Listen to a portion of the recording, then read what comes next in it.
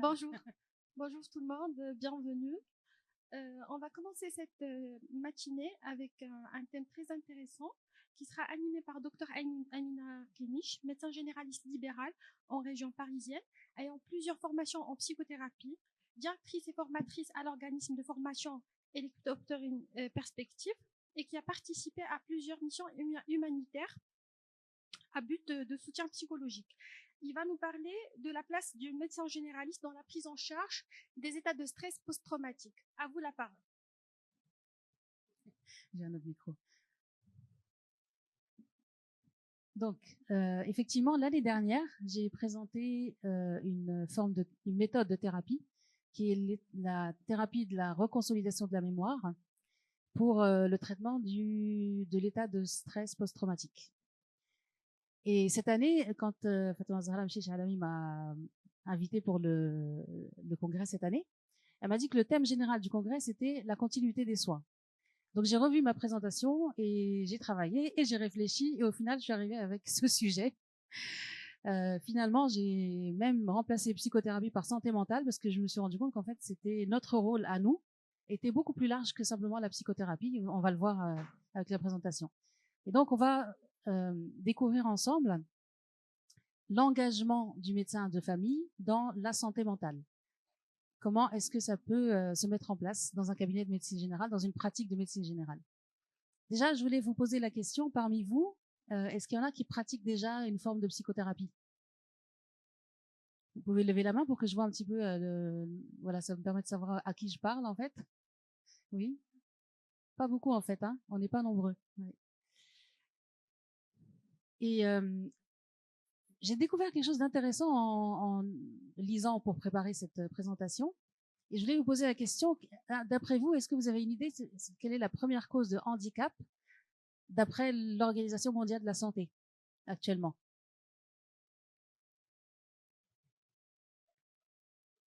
La première cause de handicap d'après l'Organisation mondiale de la santé. La santé mentale, oui, mais précisément, dépression, exactement. Exactement. Et un article est paru en 2017 sur le site justement de l'Organisation mondiale de la santé. Le titre était Depression Let's Talk parce que effectivement, ce qui se passe, c'était cette étude déjà, elle est parue en 2017 et elle reflétait en fait ce qui s'était passé entre 2005 et 2015, une augmentation de plus de 18%. Alors vous imaginez ce qui s'est passé depuis la période Covid. Donc effectivement, c'est quelque chose d'assez surprenant. Moi, en tout cas, ça m'a surpris parce qu'on pense tout de suite aux maladies cardiovasculaires. Hein. Et en fait, ça reste en tête pour la mortalité, mais pour ce qui est du handicap, c'est-à-dire de ne pas pouvoir vivre une vie complètement normale et satisfaisante, et avec toutes ses capacités, et ben c'est la première cause, c'est la dépression. Donc ça montre l'importance du problème en fait. Donc l'objectif de cette présentation, ça va être justement de décrire l'interaction entre santé mentale et continuité des soins dans une pratique de médecine générale. Ça c'est un peu le plan qu'on va suivre. On va parler de la prévalence des problèmes de santé mentale. Ensuite, ça va nous permettre, en parlant de la prévalence, de prendre conscience de l'importance du rôle du médecin de famille. Ensuite, je vais vous donner un panorama des différents types d'interventions psychologiques. Je l'ai appelé comme ça parce qu'en fait, c'est au-delà juste de la psychothérapie. Nous, en tant que médecins généralistes, on a la possibilité de faire plus que simplement la psychothérapie, en fait. Alors, j'ai dû faire des choix parce que la présentation, elle était à rallonge.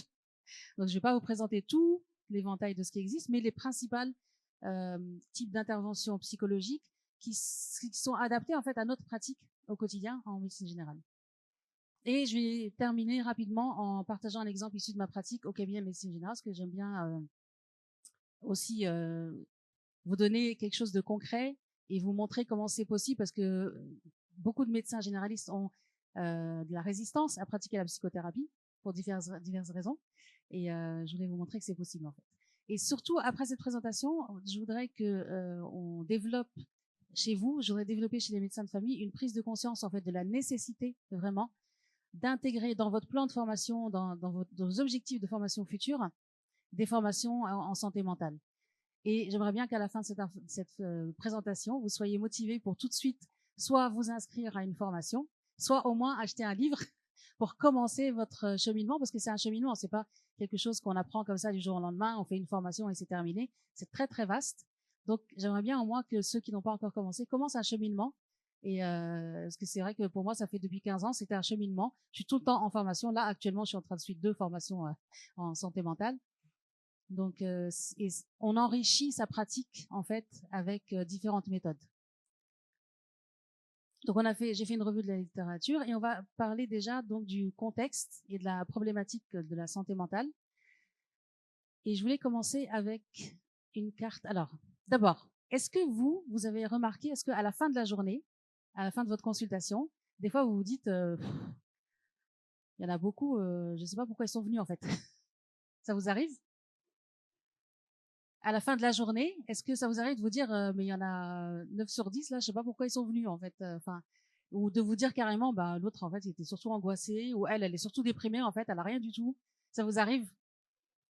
Moi, c'est ce qui m'a poussé en fait à me former à la psychothérapie, parce qu'effectivement, je me disais, mais il faut faire quelque chose, parce que le problème aussi, c'est quand on leur dit que effectivement le problème il est plutôt psychologique et qu'on les oriente vers un psychothérapeute, il y a beaucoup de résistance en fait.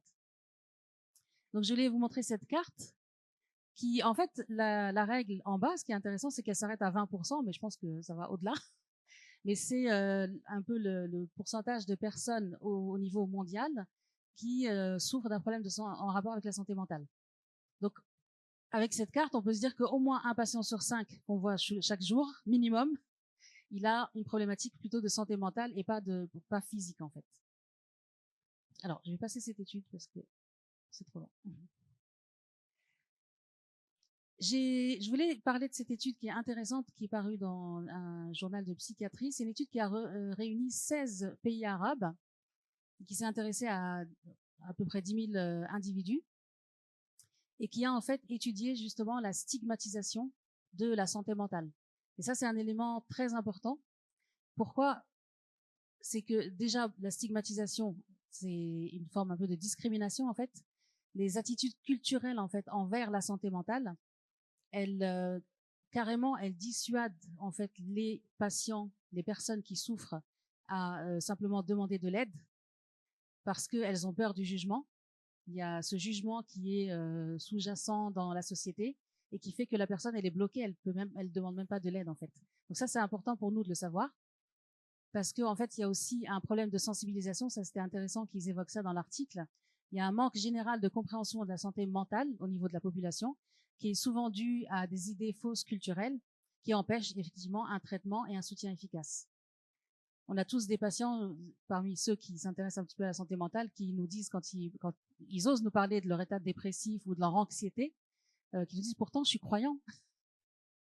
Je leur dis ça n'a rien à voir en fait. Il y a quand même des initiatives, je voulais vous saluer cette initiative qui est You're Not Alone, et ils la font chaque année depuis des années. C'est un centre, enfin pas seulement un centre, mais c'est des psychothérapeutes à Oman par exemple, qui lancent une initiative sur les réseaux sociaux pour justement encourager les gens à s'exprimer sur leurs problématiques de santé mentale. Pour revenir à l'article, il évoque aussi l'impact de la stigmatisation de la santé mentale sur les biais de la part des professionnels de santé. Et ça, c'était intéressant, je voulais l'évoquer parce que c'est vrai que quand j'ai cherché à trouver un petit peu les chiffres autour de la santé mentale, les chiffres de la dépression, les chiffres de l'anxiété, c'était très très difficile de trouver des chiffres.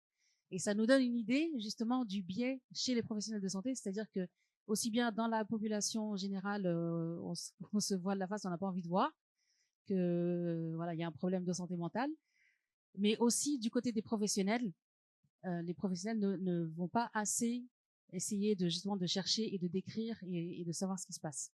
Et donc il y a un problème de sous-estimation qui est évoqué dans cet article. Ils ont analysé donc 16 pays arabes. La stigmatisation conduit souvent à une sous-estimation des troubles mentaux. Les patients peuvent éviter de discuter de leurs symptômes par peur du jugement. Et effectivement, ils ont mis en évidence en fait des préjugés chez les prestataires de soins. Donc les problèmes de santé mentale pour eux, c'est moins légitime qu'un problème physique.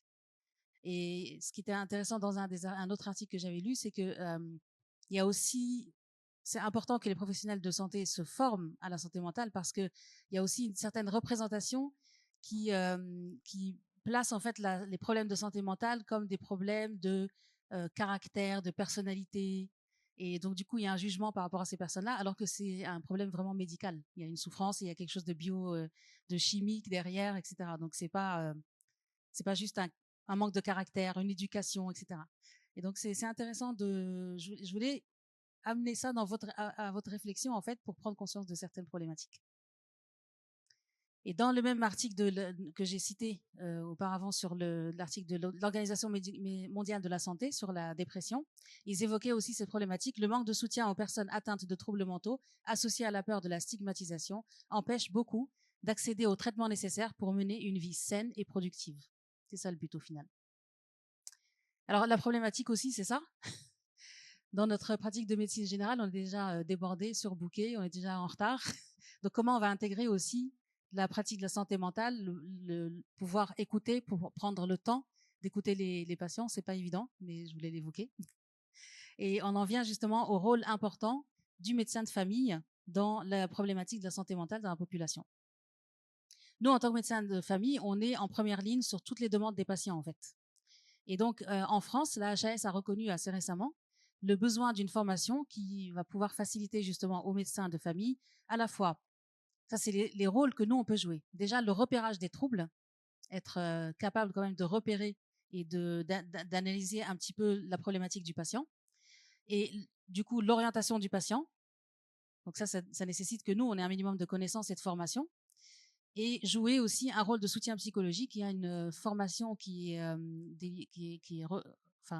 financée maintenant par la HAS pour les médecins généralistes, qui s'appelle la psychothérapie de soutien du médecin généraliste. Donc c'est le minimum qu'on puisse déjà proposer à nos patients, en fait. Et après, plus si affinité, si on veut. En général, quand on commence à s'intéresser, on passe d'une formation à l'autre, en fait. Il y a le problème aussi de la stigmatisation où le médecin généraliste, le médecin de famille, qui est justement en première ligne et qui a la confiance de ses patients, il peut vraiment jouer un rôle important dans cette stigmatisation, puisqu'il peut mettre à l'aise déjà le patient avec ses problématiques. Il peut avoir cette conversation avec le patient en lui disant que c'est pas de sa faute, que c'est pas quelque chose, c'est pas un problème de foi, c'est pas un problème de caractère. Donc ça, nous, on a un rôle à jouer là-dedans, au moins de permettre au patient d'aller demander de l'aide, de s'exprimer, d'accepter qu'il a besoin de l'aide, en fait, d'accepter qu'il a un vrai trouble, une vraie, entre guillemets, maladie, parce que les gens, ils ne voient même pas ça comme ça, en fait. Il y a la problématique aussi de l'accès aux psychiatres et aux psychothérapeutes. Il y a pas suffisamment ça c'est une problématique mondiale. À l'échelle mondiale, il n'y a pas suffisamment de psychothérapeutes et de psychiatres qui sont formés par rapport aux besoins, en fait. Et donc, le médecin généraliste, il a une place à prendre, en fait. Ensuite, il y a l'interaction entre maladie chronique et dépression.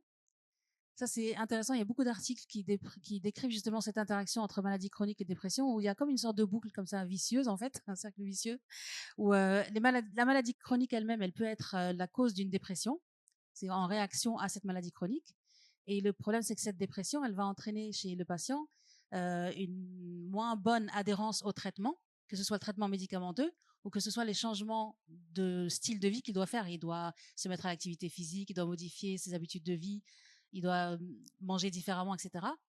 Le patient adhère moins bien au traitement et donc on est dans un cercle vicieux où la maladie chronique s'aggrave. Et donc, c'est intéressant d'avoir conscience aussi de cette problématique et de dépister chez les patients qui ont une maladie chronique un état dépressif et d'essayer de les aider. Alors, bien entendu, on est tous conscients de la pandémie Covid, vous avez tous remarqué, suite à la pandémie, donc une explosion des problèmes de santé mentale. À la fois, il y a eu le confinement, donc beaucoup de problématiques de burn-out, en particulier maternelle. Le fait aussi du télétravail, d'être à la maison, il n'y avait plus de limite entre travail, vie personnelle, donc le burn-out aussi lié à ça. Et puis aussi, la décompensation de pathologies psychiatriques qui étaient sous-jacentes, qui étaient à un état larvé et qui sont vraiment... vous avez dû avoir beaucoup de patients qui, par exemple, qui souffraient d'un peu d'agoraphobie et d'être restés confinés quelques mois à la maison, c'est terminé, ils peuvent plus sortir en fait. Vous avez eu ces situations ou pas? Vous avez remarqué? Ouais. La problématique, donc comme je disais, c'est par rapport à ça, par exemple, à la douleur chronique. que je me suis dit, en fait, on peut aller au-delà de la psychothérapie. C'est pas seulement la psychothérapie qui concerne le médecin généraliste. En fait, la douleur chronique aujourd'hui, c'est une problématique qui explose. Alors, je sais pas le Maroc, j'ai pas cherché les chiffres au Maroc, mais en France, obtenir un rendez-vous avec un médecin de la douleur, il faut un dossier pour juste le voir. Alors après, pour la prise en charge, c'est encore autre chose.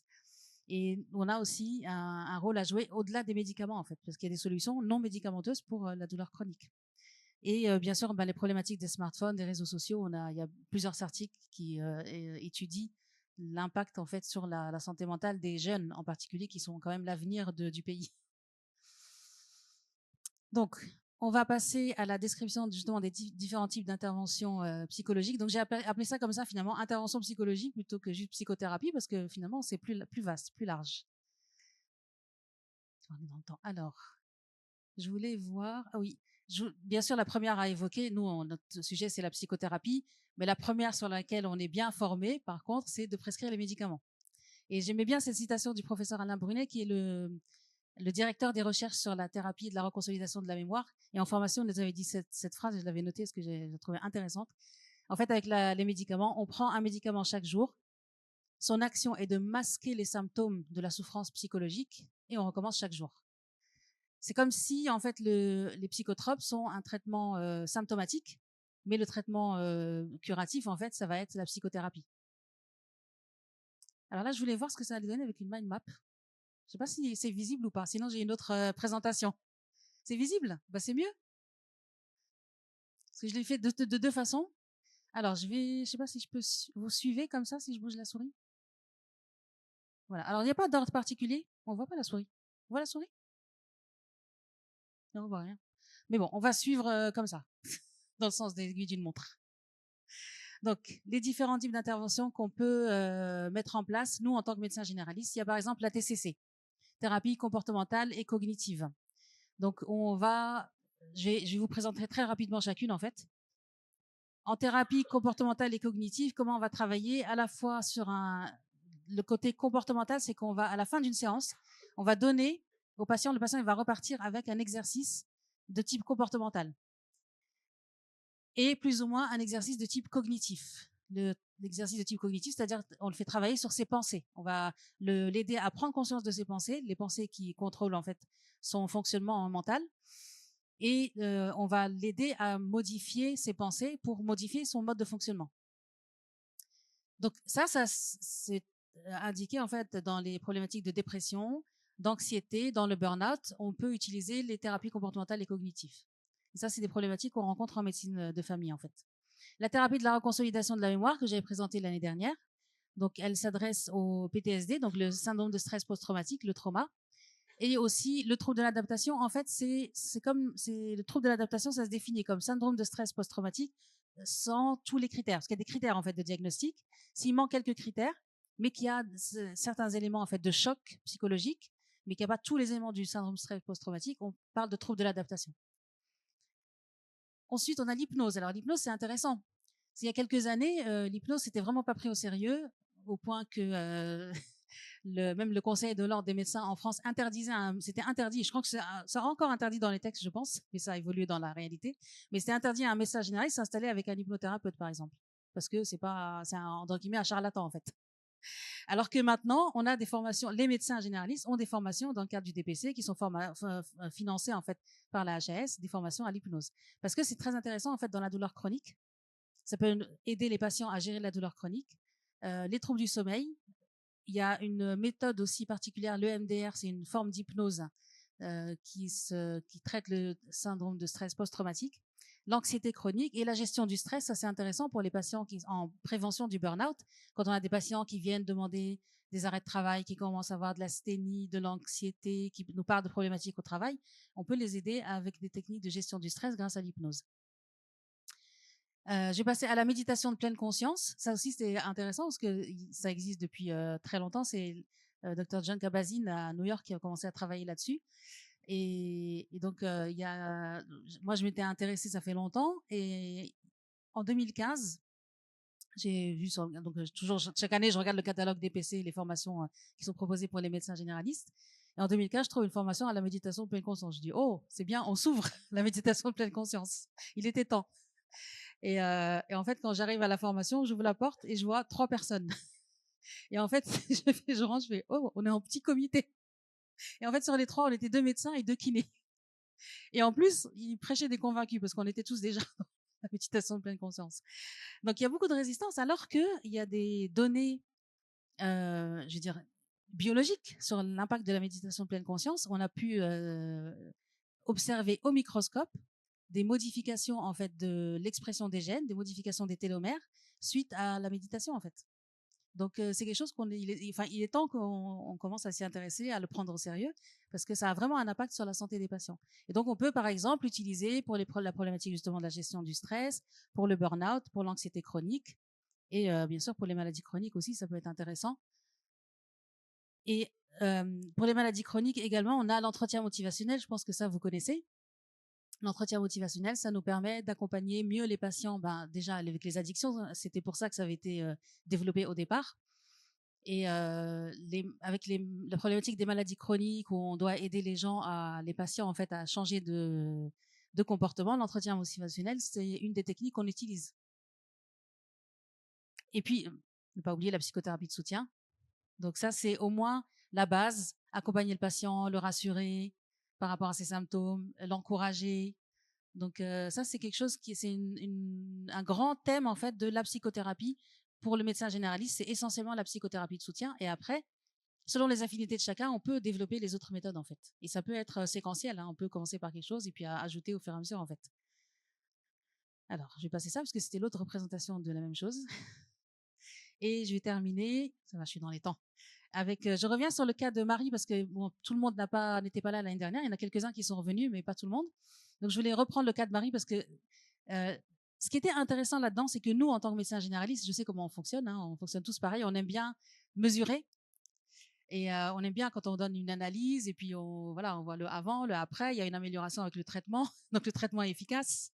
Et en fait, en psychothérapie, on a l'impression qu'on mesure rien, alors qu'en réalité, non. Donc, c'est pour ça que je voulais remontrer le cas de Marie. Donc, bien sûr, c'est pas son vrai nom, c'est le nom que j'ai choisi pour la présentation. Donc, c'est une patiente que je connaissais quand je l'ai vue, par rapport à cette présentation-là, la fois où je l'ai vue, elle vient me voir un jour pour me demander un arrêt de travail. Ça fait 15 ans que je la connais, c'est une battante, c'est pas son genre, c'est pas son style en fait, de venir demander un arrêt de travail. Et en fait, elle est vraiment épuisée, elle en peut plus.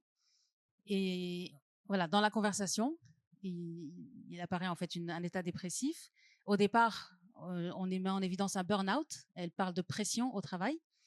Et en réalité, on fait 2-3 séances et on tombe sur un trauma qui n'était pas résolu en fait, qui était lié à une fausse couche qui avait eu lieu en fait 1 an auparavant. Et il y avait un trauma par rapport à la fausse couche.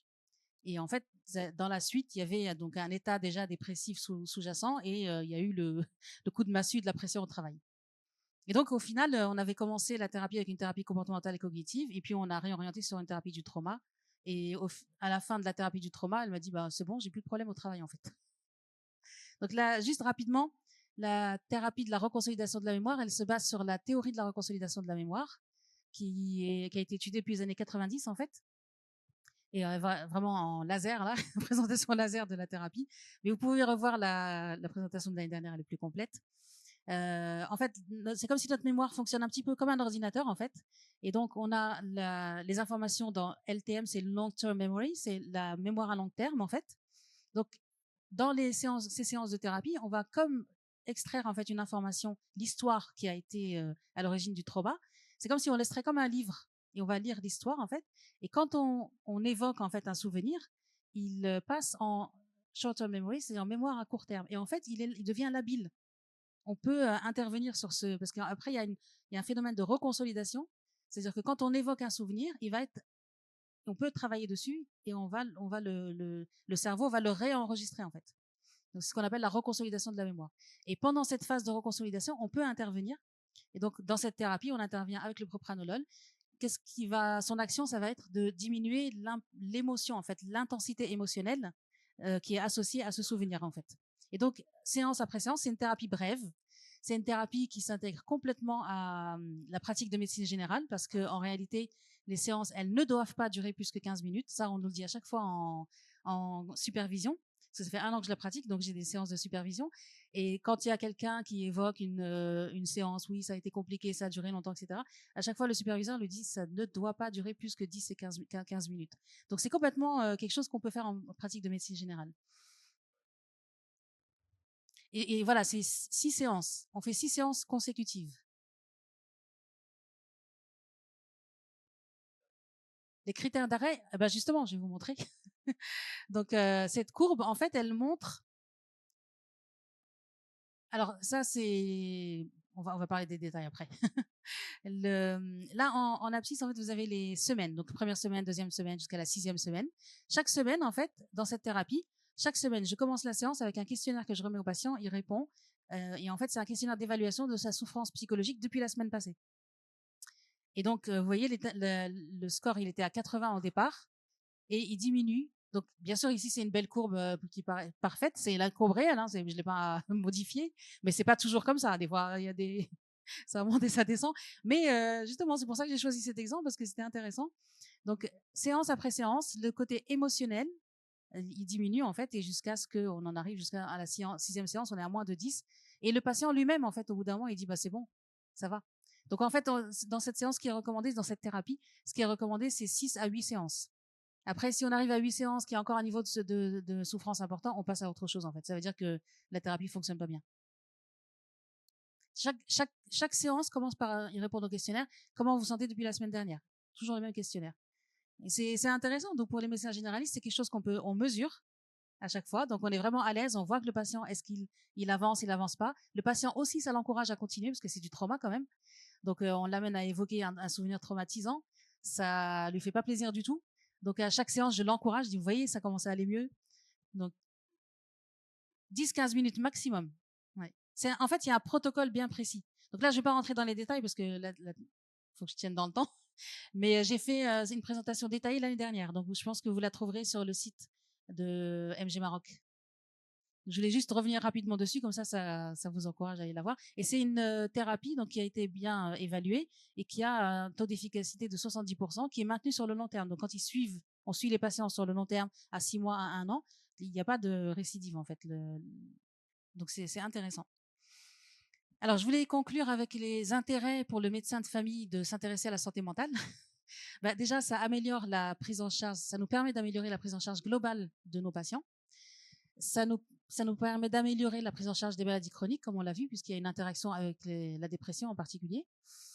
C'est des compétences qui peuvent nous permettre de nous engager dans l'humanitaire. Moi, c'est vrai que toutes ces compétences-là, ce qui m'a beaucoup motivé à les développer, c'est l'engagement humanitaire, parce que ça, c'est vraiment ça change la vie des gens, c'est de pouvoir les aider sur quelque chose sur lesquels la plupart des gens ne les aident pas, et c'est ce qu'ils nous disent à chaque fois. Ils nous disent oui, les aides matérielles, on les a, mais c'est pas la même chose que de s'asseoir avec vous et de parler.